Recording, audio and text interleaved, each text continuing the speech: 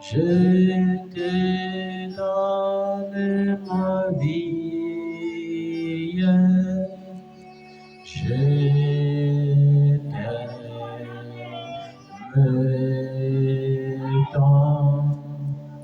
Agneau de Dieu, je t'adorerai.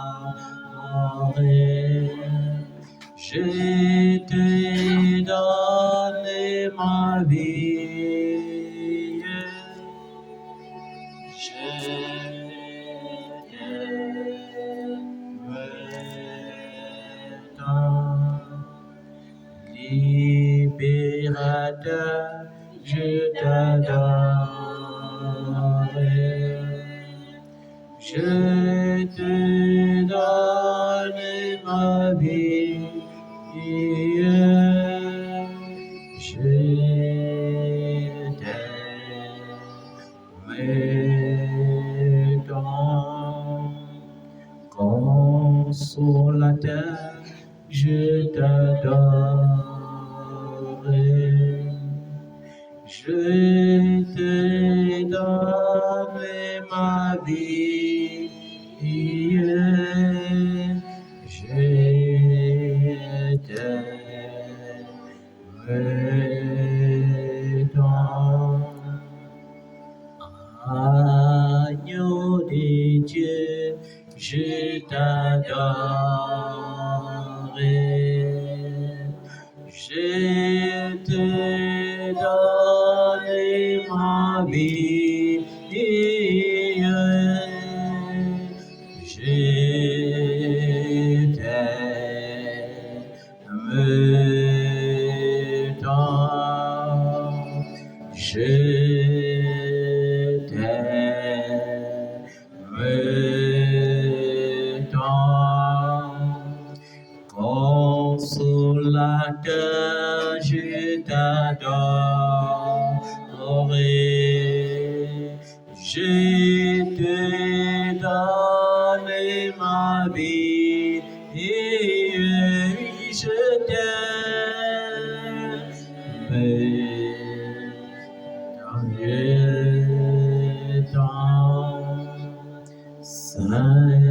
Saint-Esprit, je t'adorerai. Je te donne ma vie. Oui, je t'aime. Oui, je t'aime.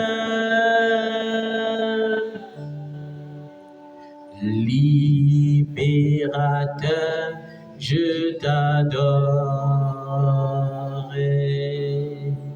Je te donne ma vie. Oui, je t'aime. Oui, je t'aime. Agneau de Dieu, je t'adorerai. Je te donne ma vie. Oui, je t'aime. Oui, je t'aime.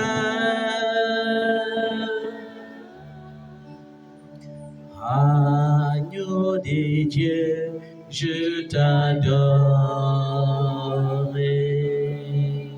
Je te donne ma vie. Oui, je t'aime. Oui, je t'aime. Je t'aime tant. Jésus-Christ, je t'adorerai. Je te donne ma vie. Oui, je t'aime. Oui, je t'aime.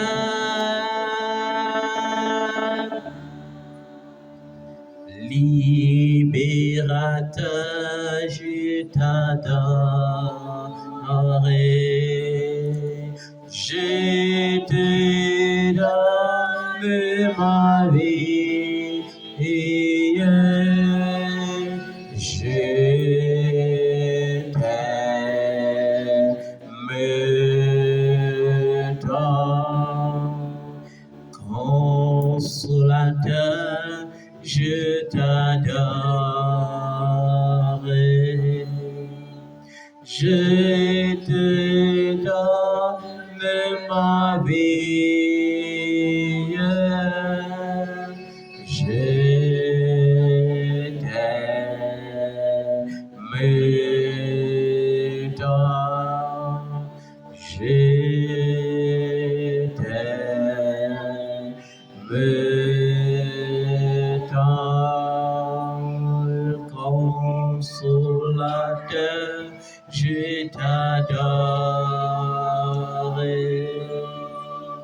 Je te donne ma vie, je t'aime tant, je t'aime tant, je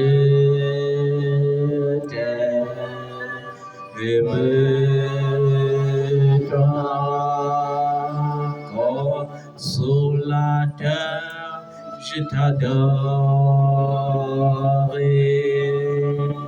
Je te donne ma vie, oui je t'aime,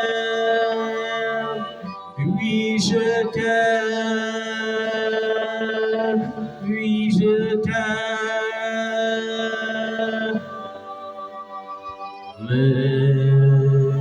tant. Jésus-Christ,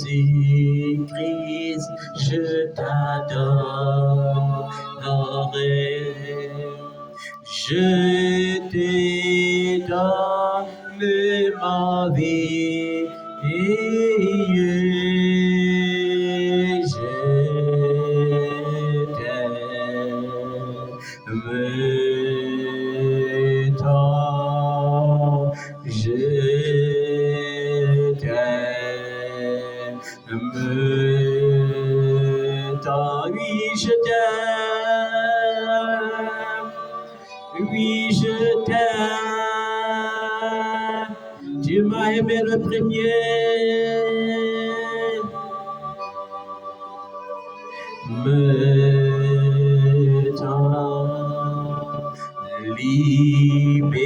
Libérateur, je t'adore. Je te donne ma vie, je t'aime tant,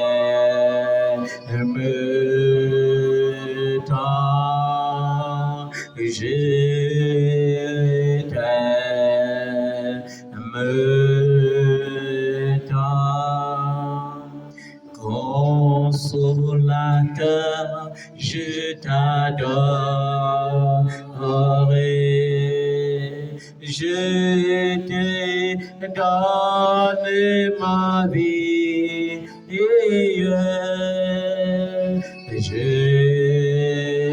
t'aime tant. Agneau des dieux, je t'adore.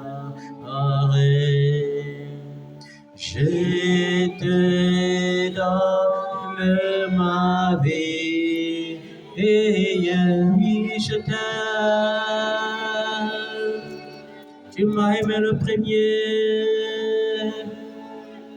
l'univers t'adore, oui les cieux t'adorent, oui la terre t'adore, les animaux t'adorent, oui je t'aime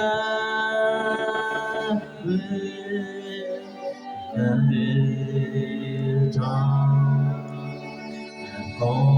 consolateur, je t'adore. Je t'ai donné ma vie, et je t'aime tant, je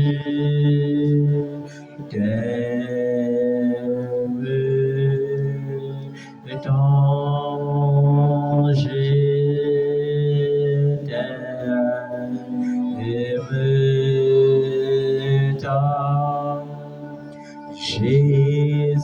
Jésus-Christ, je t'adorerai. Je te donne ma vie. Je t'aime tant, je t'aime tant, je t'aime tant. Jésus-Christ, je t'adorerai. Je te donne ma vie. Je t'aime tant. Agneau de Dieu, je t'adorerai. Je te donne ma vie. Je t'aime tant. Je t'aime tant, je t'aime tant, je t'aime tant. Esprit de Dieu, je t'adorerai. Je te donne ma vie. Je t'aime tant. Et il est écrit dans le livre de Philippiens, chapitre 2, à partir du verset 5, que ton attitude doit être identique à celle de Jésus-Christ. Lui qui est des conditions divines, il n'a pas regardé son égalité avec Dieu comme un butin. Il n'a pas regardé son égalité avec Dieu comme un butin à préserver, mais il s'est humilié lui-même en prenant une condition de serviteur, en devenant semblable à un être humain, reconnu comme un simple homme. Il s'est humilié lui-même en faisant preuve d'obéissance jusqu'à la mort, même jusqu'à la mort de la croix. C'est pourquoi aussi Dieu l'a élevé à la haute place et lui a donné le nom qui est au-dessus de tout nom, afin qu'au nom de Jésus, chacun plie le genou dans le ciel, sur la terre et sous la terre, et que toute langue reconnaisse que Jésus-Christ est Seigneur, à la gloire de Dieu le Père. Amen. Et quand on dit que dans les cieux, sur la terre et sous la terre, cela signifie que même si les attaques dans ta vie venaient du monde le plus obscur de la terre, ces problèmes vont fléchir les genoux devant le nom de Jésus. Parce que le nom de Jésus est une tour forte. Le nom de Jésus-Christ est la victoire. Le nom de Jésus-Christ est la vie. Amen. C'est grâce à toi. C'est grâce à toi. C'est grâce à toi. C'est grâce à toi. C'est grâce à toi, Jésus. C'est grâce à toi. Si je vis, c'est grâce à toi. Si je suis en santé, c'est grâce à toi. Si je prêche, c'est grâce à toi. Si je témoigne, c'est grâce à toi. Si je chante, c'est grâce à toi. Si j'ai la victoire, c'est grâce à toi. Si je peux prier, c'est grâce à toi. Si je médite, c'est grâce à toi. Si je délivre, c'est grâce à toi. Si j'opère, c'est grâce à toi. Si je suis élevé, c'est grâce à toi. Si je suis béni, c'est grâce à toi. C'est grâce à toi, Jésus. C'est grâce à toi. C'est grâce à toi, oh mon Dieu, c'est grâce à toi. Si je vis, c'est grâce à toi. Si je suis préservé, c'est grâce à toi. Si je dors, c'est grâce à toi. Si je m'éveille, c'est grâce à toi. Si je médite, c'est grâce à toi. Si je loue, c'est grâce à toi. Oh Yahweh, c'est grâce à toi. Jésus, c'est grâce à toi. Oui Seigneur, c'est grâce à toi. Et je veux reconnaître que c'est grâce à toi. C'est grâce à toi, Seigneur, si je peux marcher. C'est grâce à toi, Seigneur, si je peux tenir debout. C'est grâce à toi si je peux témoigner. C'est grâce à toi si je peux être en bonne santé. C'est grâce à toi, Seigneur, que je peux dormir et me réveiller. C'est grâce à toi que je me sens protégé. C'est grâce à toi que je peux opérer dans la puissance, ô Dieu, de ta parole. C'est grâce à toi que je peux dire des choses avec sagesse. C'est grâce à toi, Seigneur, que je peux rester tranquille, même lorsque les mauvais vents soufflent. C'est grâce à toi, Seigneur, que je suis courageux. C'est grâce à toi, Seigneur, que je peux tout faire. Et ce soir, Seigneur, nous voulons reconnaître que c'est grâce à toi. Uniquement grâce à toi. C'est pourquoi, Saint-Esprit, nous voulons te donner l'adoration et te supplier de régner dans nos cœurs et de mettre dans nos cœurs les mêmes sentiments qui étaient dans le cœur de Jésus-Christ. Seigneur, nous voulons que tu règnes dans nos pensées, que tu purifies nos pensées de tout mauvais jugement, que tu purifies nos pensées de toute souillure, que tu purifies nos pensées de toute mauvaise semence. La Bible dit, Seigneur, que toute plante dans nos vies qui n'a pas été plantée par notre Père Céleste sera déracinée. C'est pourquoi nous prions ce soir que par ton feu, Saint-Esprit, tout fruit en nous qui ne vient pas de toi soit détruit. Toute semence dans nous qui ne vient pas de toi soit détruite. Toute plante dans nos vies qui ne viennent pas de toi soit détruite. Au nom de Jésus de Nazareth. Nous voulons être humbles comme toi tu es humble. Nous voulons marcher dans l'humilité et dans l'obéissance. Car la Bible dit, Seigneur, que ce n'est pas l'obéissance de toi-même, ayant obéi comme un simple homme, ayant obéi jusqu'à la mort et jusqu'à la mort de la croix, que Dieu, ayant ressuscité des morts, t'a souverainement élevé dans les cieux, en sorte que ce soit dans les cieux, sur la terre ou sous la terre, qu'il n'y ait aucun nom ô Dieu, plus grand, plus puissant que ton nom, devant lequel tout genou peut fléchir et confesser que Jésus-Christ est Seigneur, à la gloire de Dieu le Père.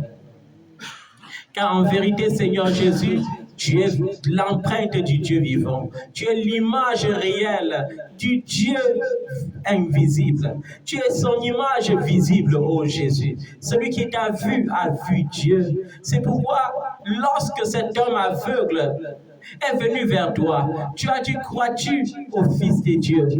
Il t'a dit, où est-il afin que je croie en lui? Et lorsque tu as dit, me voici, il s'est prosterné, il t'a adoré.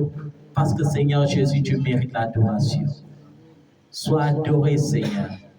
Sois adoré au nom de Jésus-Christ de Nazareth.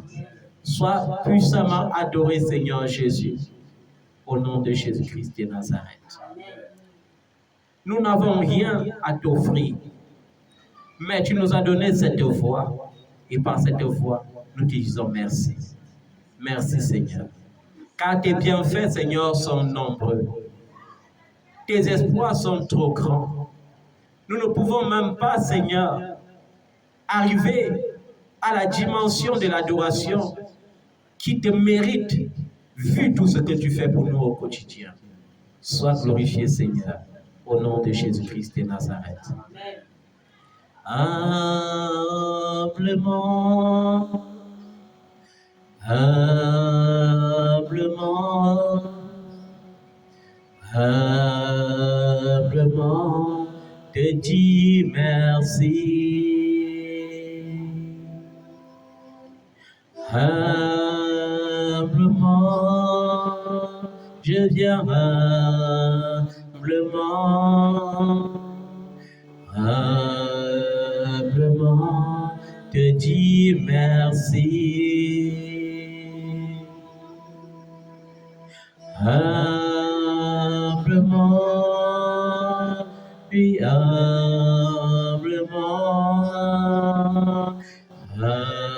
humblement, te dis merci pour ton amour, ta fidélité, humblement, humblement, humblement, te dis merci. Et dans le psaume 80, dans le psaume 51,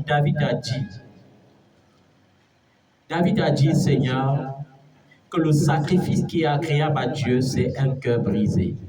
Et il a dit, accepte-moi, Seigneur, avec mon cœur humilié et brisé. Et c'est le seul sacrifice, Seigneur, que nous pouvons t'offrir ce soir. Un cœur humilié et brisé. Seigneur, parce que tu désires que nous soyons sincères avec toi, afin que notre corps soit réellement ton temple et que notre corps soit l'habitation du Dieu en esprit. Seigneur, cela est possible, car ce soir, Seigneur, nous nous humilions devant ta face, afin que tu restaures toutes choses pour ta gloire, au nom de Jésus. Père, nous voulons t'inviter encore ce soir, afin que tu occupes la première place par ton Saint-Esprit. Nous voulons que par le Saint-Esprit, Seigneur, ton esprit vienne régner, que ton esprit vienne prendre la première place. Nous voulons que ton esprit vienne révéler les choses cachées que nous ne connaissions pas. Nous voulons que ton esprit vienne nous enseigner, car il est l'esprit de sagesse, il est l'esprit de révélation, il est l'esprit de force. Seigneur, merci, parce que ton sang, ô Jésus, plaide en notre faveur. Que ton nom soit glorifié, maintenant et à perpétuité, au nom de Jésus. Amen. Amen. Et ce soir, nous allons suivre une courte exhortation. Nous ne serons pas longs sur l'actualité du royaume des cieux. Dis avec moi, actualité du royaume des cieux. Amen. Et les enfants de Dieu devraient s'habituer, lorsqu'ils se rencontrent, à se raconter mutuellement les histoires bibliques. C'est ça qui fait grandir spirituellement. Amen. Les enfants de Dieu, lorsqu'ils se rencontrent, au lieu de parler de la mondanité, au lieu de discuter des choses du monde, devrait raconter des histoires bibliques. C'est très important. Je me rappelle hier, j'avais une mission délicate. Et ma mission délicate consistait à aller annoncer une mauvaise nouvelle à quelqu'un qui est délicatement malade. Amen. Et il a fallu que je prenne 4 heures de temps pour cela. Que je prenne 4 heures de temps pour créer l'émotion positive dans l'état d'esprit du malade afin que la mauvaise nouvelle ne lui choque pas. Et il s'agissait d'un homme de Dieu qui, depuis un certain temps, est malade à cause de sa justice. Il est allé dans un quartier, il a prié, et c'était un quartier miné par les sorciers. Et les sorciers ont fait un rassemblement, et on a trouvé une faille, on l'a frappé. Il était terriblement malade, et sa petite sœur, qui était malade aussi, était décédée. Et on ne savait pas comment lui annoncer la nouvelle. Alors, je suis allé vers lui et on causait. Et il était content. Et après, à un moment donné, il dit, mais Seigneur, c'est quelle grâce que j'ai reçue aujourd'hui comme ça. Parce que ton prophète est venu aujourd'hui et il passe beaucoup de temps avec moi. Et je lui ai dit, homme de Dieu, je suis auprès de toi en mission pour que Dieu continue de façonner ta guérison. Amen.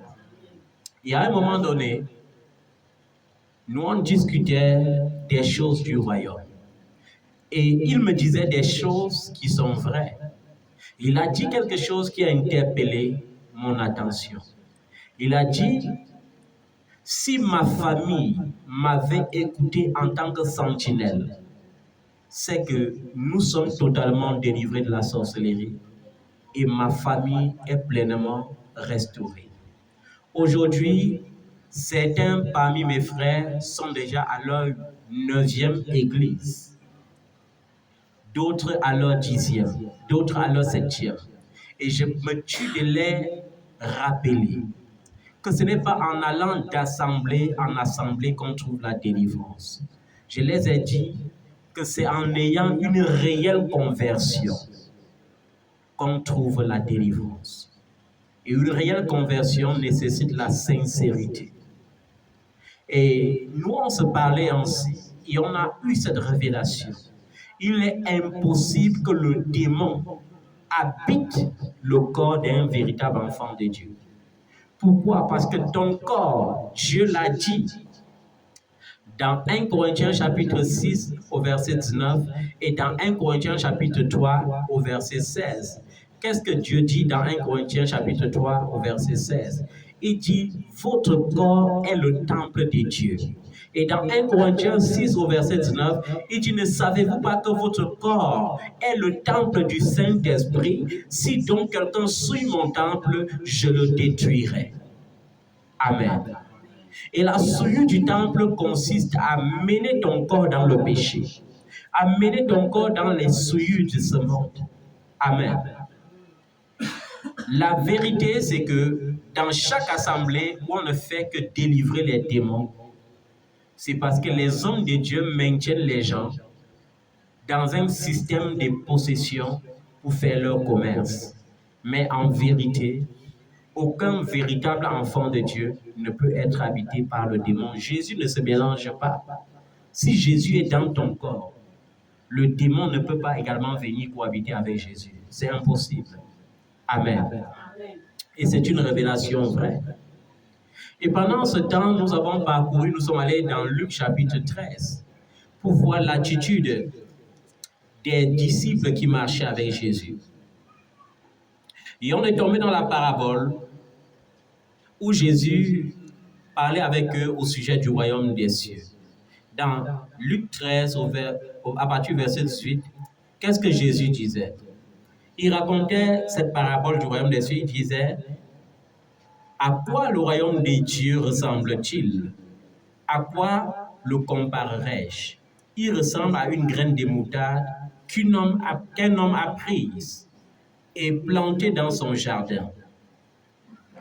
Elle pousse, elle devient un grand arbre et les oiseaux du ciel habitent dans ses branches. Et quand nous voyons ce qu'on appelle graine de moutarde, la graine de moutarde n'atteint même pas les 1/4 d'une graine de maïs. Ce sont des très petites graines. Mais on dit, l'ayant planté, ça devient un si grand arbre, au point que les oiseaux du ciel viennent s'y établir. Il dit encore au verset 20, « À quoi comparerai-je le royaume des dieux? Il ressemble à du levain qu'une femme a pris et mis dans 3 mesures de farine pour faire lever toute la pâte. » Vous savez, pour faire lever la pâte, on n'a pas besoin de tout un flacon de farine. On a parfois juste d'une petite mesurette. Et lorsqu'on tourne avec la farine, on pétrit la farine, après ça remplit toute une casserole. Parce que le levain a le pouvoir de faire gonfler la pâte. Amen. Et au verset 22, Jésus traversait les villes et les villages et il enseignait en faisant route vers Jérusalem. Quelqu'un lui dit, « Seigneur, n'y a-t-il que peu de gens qui soient sauvés? » Et c'est la réponse de Jésus qui m'a marqué. Lorsque les gens lui ont dit, « N'y a-t-il que peu de gens qui doivent être sauvés ?» Qu'est-ce que Jésus dit? Il ne répond pas que ça sera beaucoup ou ça sera un peu. Il dit, « Efforcez-vous d'entrer par la porte étroite. En effet, je vous le dis, beaucoup chercheront à entrer et ne le pourront pas. » Efforcez-vous d'entrer par la porte étroite. Ça signifie quoi? Ça signifie que tu vas sortir de ce système d'évangile de flatterie. Amen. Les gens aujourd'hui aiment l'évangile de la flatterie, l'évangile de la liberté. Un enfant de Dieu m'a dit un jour, est-ce que j'ai le droit d'avoir les copines? Je lui ai dit, tu as le droit. Est-ce que j'ai le droit de boire des boissons fortes? Je lui ai dit, tu as le droit. Est-ce que j'ai le droit d'aller dans les boîtes de nuit? Je lui ai dit, tu as le droit. Mais si tu sais que tu es chrétien, tu dois savoir chercher ce qui est la volonté de Dieu et rejeter ce qui est de la mondanité. Et il m'a dit pourquoi? Je lui ai dit parce que tu crois que Dieu t'a donné la liberté pour pécher. Mais la vérité, c'est que la conséquence de tes actes, c'est que tu n'entreras pas dans le ciel. Amen. Nous devons sortir de l'évangile des flatteries. La Bible dit dans le 2e épître de Paul à Timothée, au chapitre 3, qu'il viendra un temps où les gens ne supporteront plus la saine doctrine. Les gens ne supporteront plus l'évangile de la croix. Les gens ne supporteront plus l'évangile de la vérité. Pourquoi? Parce que les gens aiment se camoufler dans l'église et vivre leur vie dans un libertinage des péchés. C'est pourquoi nous voyons aujourd'hui comment dans certaines assemblées, le concubinage est devenu quelque chose de normal. Ça veut dire que quelqu'un vit dans le concubinage, mais il jeûne quand même pour demander à Dieu le mariage. J'ai eu des cas où une sœur vient me dire « mon mari me dérange ».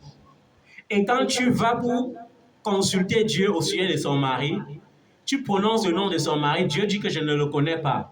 Tu dis « ok ». N'est-ce pas, tu as dit les deux deviendront une seule chair. Et Dieu te répond que pourquoi il ne t'a pas dit que ce n'est pas son mari? Amen. Parce que les gens ont fabriqué leur genre de mariage. Ton mari, c'est celui-là qui t'a doté, c'est celui-là qui a rencontré ta famille. On a d'un commun accord dit que oui, on accorde notre fille. Ensuite, vous êtes allé à la mairie, ensuite, vous êtes allé à la bénédiction. C'est ça le mari. Mais les gens aujourd'hui disent mon mari, tout simplement parce qu'elles ont choisi de vivre avec un homme. Lorsque toi-même tu choisis de vivre avec un homme qui ne craint pas Dieu, comment est-ce que la Bible qualifie les hommes qui ne craignent pas Dieu? La Bible les appelle les hommes, l'homme quoi? L'homme animal. Un homme qui n'a pas Jésus ou une femme qui n'a pas Jésus est comparé à l'animal. Ça veut dire que si j'ai mon chien aujourd'hui, le jour que je le nourris bien, il est content, il remue la queue. Amen. Mais si demain, moi-même qui suis son maître, je piétine sa queue, il me mord d'abord. Parce que l'animal n'a pas un caractère constant. Lorsque tu le domptes bien, il fait aussi semblant d'être bien. Mais le jour où l'hypnose ne passe plus bien sur lui, il te mord. Et c'est ça l'homme animal.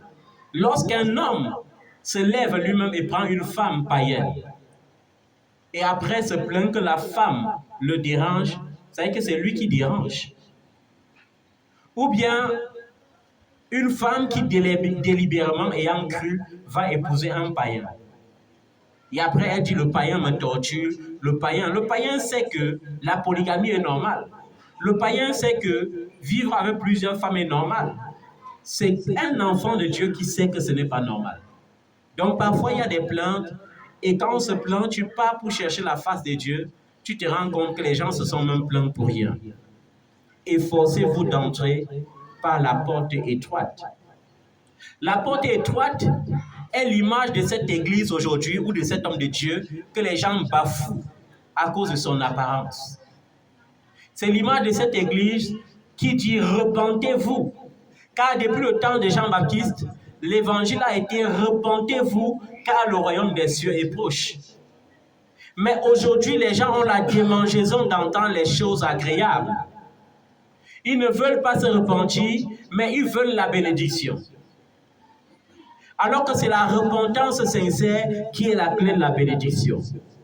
Les gens ne veulent pas se repentir de l'impudicité, mais ils veulent la bénédiction du mariage. Les gens ne veulent pas se repentir d'avoir dérobé, mais ils demandent à Dieu de les bénir avec les richesses. Les gens ne veulent pas se repentir de leur vie de désordre, mais ils demandent quand même à Dieu de les donner des promotions. Il est temps de te séparer de l'évangile des flatteries. Il est temps de rechercher cette porte étroite. Parce que Jésus dit, plusieurs voudront entrer par là, mais n'arriveront pas. Amen. Je ne dis pas que dans la foule, il n'y a pas Jésus. Dans le ministère de Jésus, il n'y a pas eu seulement question des 12 apôtres. Amen. Il y a eu des temps où Jésus rendait un ministère à plus de 50 000 personnes. Mais Jésus lui-même disait que parmi ces 50 000 personnes, il y avait très peu qui croyaient. Et même le peu qui croyaient à cause de quoi? À cause des miracles. Amen.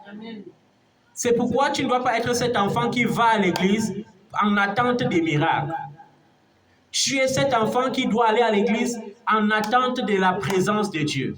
Parce que c'est dans la présence de Dieu qu'il y aura ton miracle. C'est quand il y aura cette connexion entre toi et ton Dieu, cette relation ferme entre toi et ton Dieu, qu'il y aura réellement le miracle dans ta vie. Tous les miracles fabriqués par des huiles d'onction, par des impositions de mains, contractées, onction par la magie, onction parfois par les esprits de Python. Ces genres de miracles ne peuvent pas perdurer dans ta vie. La Bible dit, seule la bénédiction qui vient de l'Éternel enrichit. Et l'a fait suivre d'aucun chagrin. Vous connaissez combien de femmes en quête d'enfantement sont allées payer un miracle? On les a fait enfanter des enfants mongols qui aujourd'hui rendent leur vie impossible. Mais tu as besoin de ce miracle qui est connecté au psaume 127. Tu as besoin d'un enfant qui vient de l'Éternel. La Bible dit, les enfants sont un don de l'Éternel. Vous savez que de la même manière que Dieu avait visité Monash et sa femme, alors que sa femme était stérile, pour qu'elle enfante Samson, Dieu est capable de te visiter, toi la stérile, peu importe ton âge, pour que tu enfantes un potentiel Samson. De la même manière que Dieu avait visité Élisabeth, parce qu'elle était la femme du sacrificateur Zacharie, homme pieux qui craignait l'Éternel. Et qu'elle a enfanté Jean-Baptiste alors qu'elle avait plus de 60 ans. Dieu est capable de venir vers toi et de te faire enfanter, peu importe ton âge. Amen. Et quand tu lis la Bible, c'est aucune de ces femmes n'avait enfanté par césarienne. Amen. Et aujourd'hui, Même une jeune femme, petite contraction césarienne. C'est pourquoi un jour, j'ai dit à un médecin que ce qui n'est pas écrit dans ma Bible, même si c'est écrit dans la Bible, la science ne m'appartient pas, ce n'est pas mon partage. Amen. Ce n'est pas mon partage. Mon partage, c'est ce qui est écrit. Et qu'est-ce que Dieu a dit lorsqu'il m'a créé dans le livre de Jérémie? Il m'a dit qu'avant que je ne naisse, il me connaissait déjà. Amen. Ton Dieu te dit qu'avant que tu n'existes dans ce monde, il te connaissait déjà. Il t'avait déjà établi prophète des nations. Et plus loin, qu'est-ce que ton Dieu te dit encore? Il te dit qu'il connaît des projets qu'il a fait pour toi. Des projets qu'il a fait pour toi, des projets qu'il a prévus pour toi. Et il te dit que ce sont des projets de paix, des projets de bonheur, et que ce ne sont pas des projets de malheur. Amen. Et même lorsque l'ennemi voudra m'affliger avec des malheurs, qu'est-ce que mon Dieu me dit? Il me dit le malheur atteint souvent le juste. Il n'a pas dit le malheur atteint toujours le juste. Il a dit le malheur atteint souvent. Ça veut dire que parfois, ça peut aussi m'arriver de cogner mon pied. Parfois, ça peut aussi m'arriver d'être renversé même par quelqu'un, ou d'être renversé par quelque chose, ou bien même d'être renversé. Amen. Parfois, ça peut m'arriver même de me blesser. Mais il me dit qu'il m'en délivrera toujours. Il dit le malheur atteint le juste, mais l'Éternel l'en délivre toujours. Amen. Ça veut dire qu'il n'y a aucune maladie qui va triompher de moi. Ça veut dire qu'il n'y a aucune maladie qui va te terrasser. Ça veut dire qu'il n'y a aucune situation qui va te terrasser. Le problème des enfants de Dieu, c'est qu'ils oublient qui ils sont. Les fils du royaume, destinés à dominer la terre et à assujettir la terre. Amen. Tu es destiné, tu as été prédestiné à dominer la terre. Amen. À l'assujettir, c'est-à-dire à dompter tout ce qui semblera difficile dans le monde. Mais pourquoi est-ce que tu n'arrives pas à dompter? Pourquoi tu n'arrives pas à maîtriser les situations? Tout simplement parce qu'au lieu de fixer ton regard sur celui qui a été éprouvé en toutes choses et qui a gagné toutes choses, c'est-à-dire Jésus, celui qui a vaincu la tentation, celui qui a vaincu le monde, celui qui a vaincu les maladies, celui qui a vaincu les eaux et les tempêtes, au lieu d'avoir le regard fixé sur lui, tu es constamment, ton regard et tes pensées sont fixés sur tes problèmes. Ton regard et tes pensées ne doivent plus se focaliser sur ce qui menace ta vie. Ça va être fixé sur celui-là qui menace les vents contraires. Sur celui-là qui a dit, lorsque les disciples s'inquiétaient, alors qu'ils étaient à côté de celui qui a créé la mer, alors qu'ils étaient à côté de celui qui avait créé le vent. Il suffisait d'avoir seulement confiance. Mais ils se sont mis à crier, à paniquer, à pleurer. Seigneur, réveille-toi. Tu vois bien qu'on est en train de périr. Et Jésus a dit, pourquoi avez-vous peur, homme de peu de foi? Et Jésus te dit ce soir, pourquoi as-tu peur de cette situation? Pourquoi as-tu peur lorsque le 10 mars est arrivé? Pourquoi commences-tu à t'agiter dans ta pensée et à te demander, est-ce que ça va réellement arriver? Est-ce que ce bonheur doit réellement arriver? Si Dieu a prévu que tu vas faire une rencontre en ce mois de mars, rien ne peut empêcher cela. Il n'y a que toi qui peux empêcher cela. C'est la même chose lorsque Dieu nous révèle quelque chose par les rêves. Lorsque Dieu nous révèle quelque chose, que ce soit des bons ou des mauvais. Il n'y a que trois choses qu'il attend de nous lorsqu'il nous donne des révélations par des rêves ou par des visions.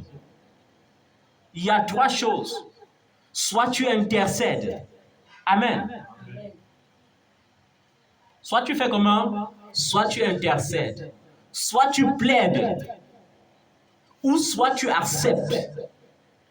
Ça veut dire que je peux rêver que mon frère est mort.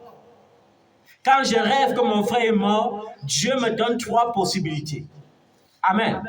Ou j'intercède pour mon frère, ou je plaide pour mon frère, ou je laisse qu'il meure. C'est pourquoi vous voyez souvent certains prophètes qui viennent déranger les gens. Il laisse le malheur arriver et quand le malheur arrive, il vient, il prend le micro, il dit devant les écrans, j'avais déjà vu ça, j'avais vu que ça allait arriver. Bon, tu avais vu et qu'est-ce que tu as fait? Et la bonne nouvelle, c'est que tu dois comprendre que même si Dieu a suscité des prophètes et des élus. Tu es déjà d'abord le plus grand prophète de ta vie. Tu as le décret que Dieu t'a donné. Le décret des morts et le décret des vies. Parce qu'il dit que tu es le symbole du royaume des cieux. Et que si quelqu'un vient se heurter à toi, celui qui se heurte à toi se brisera. Amen. Et celui sur qui tu te heurtes s'écrasera.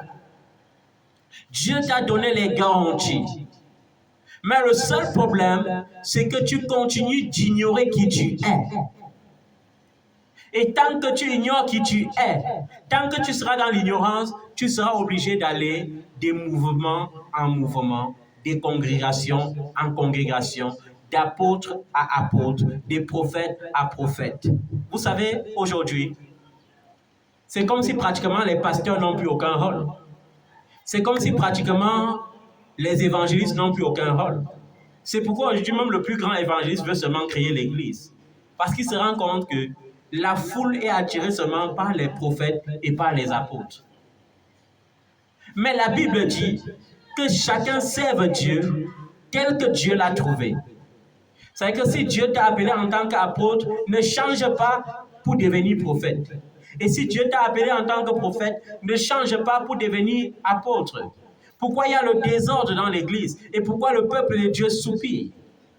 Parce que le fait de vouloir avoir toujours la foule a poussé les hommes de Dieu à usurper les titres. D'autres ont même 3 titres seuls. Il y a les hommes de Dieu, tu vas entendre, il va dire qu'il est docteur, il est prophète, il est apôtre.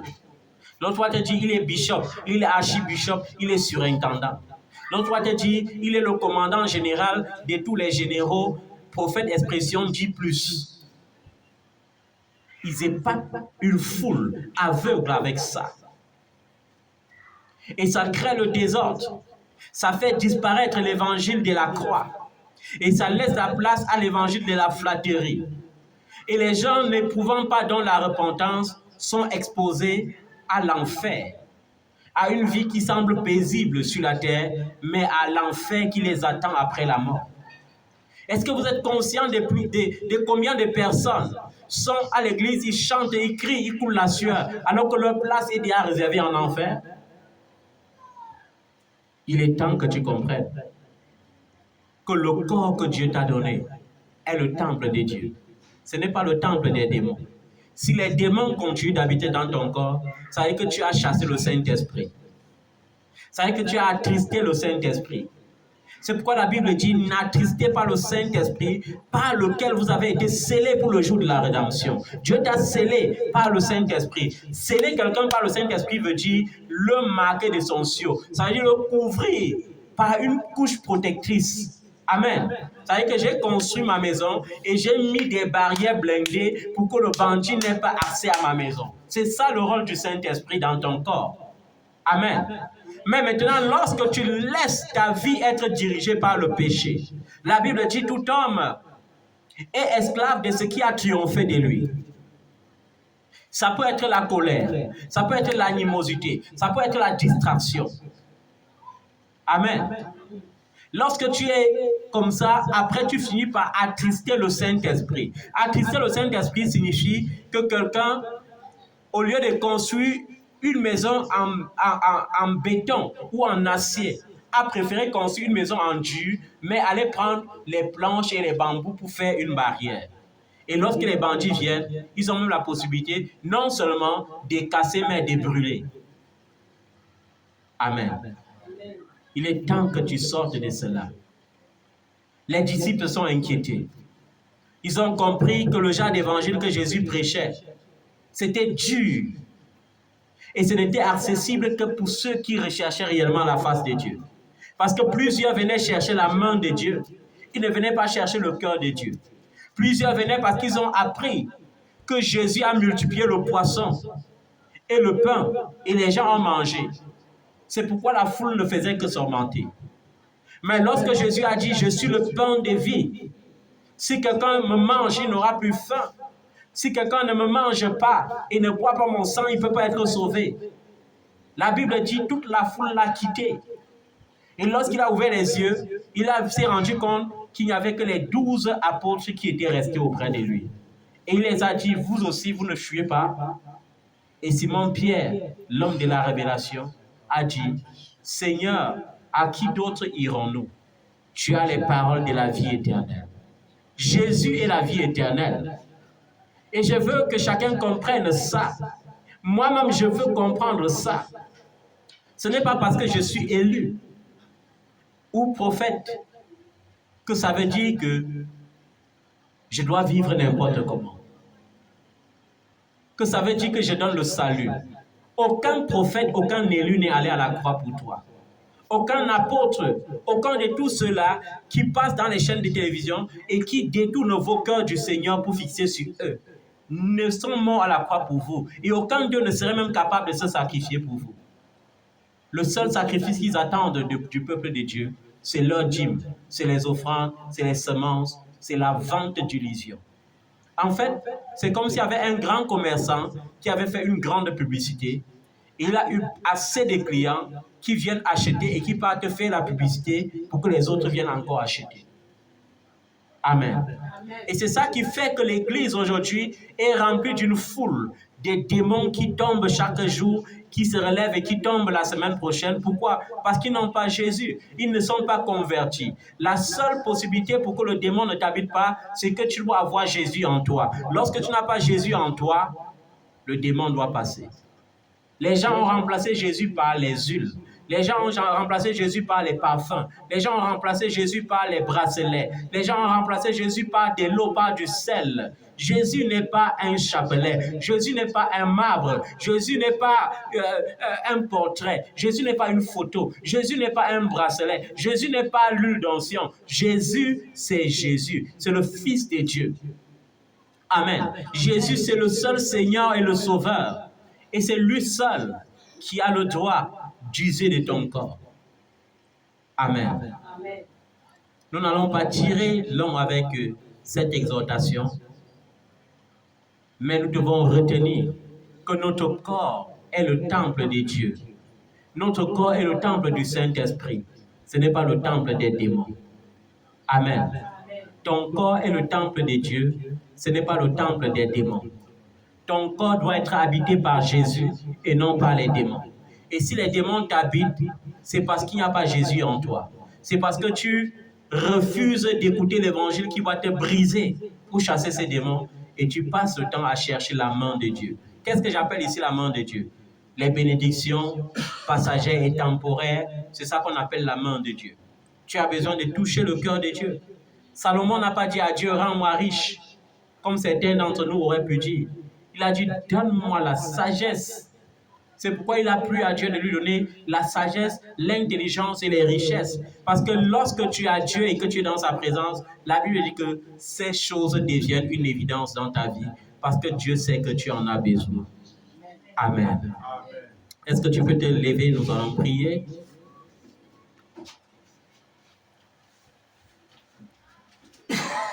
Puissant guerrier, fort dans les combats, Jéhovah est son nom. Puissant guerrier, fort dans les combats, Jésus-Christ est son nom. Jésus-Christ est son nom. Jésus-Christ est son nom.